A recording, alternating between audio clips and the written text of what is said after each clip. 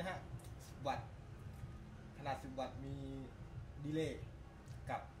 ดิสตอร์ชันนะฮะเสียงแตกให้เดี๋ยวดูดีเลย์ก่อนนะครับอันนี้ปิดดีเลย์เปิดวอลลุ่มตรงกลางนะฮะเปิดเลเวลดีเลย์นิดหนึ่ง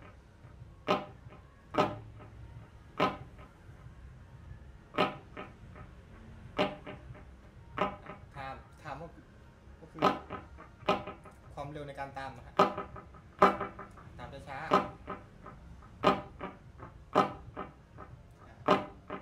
อันนี้คือช้าสุดนะครับเลเวลก็คือความดังของเสียงดีเลย์นะ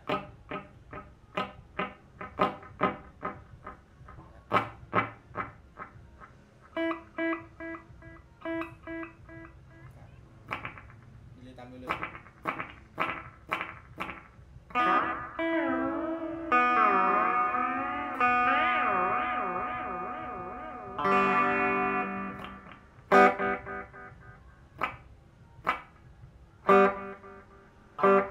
ประมาณนี้นะครับแ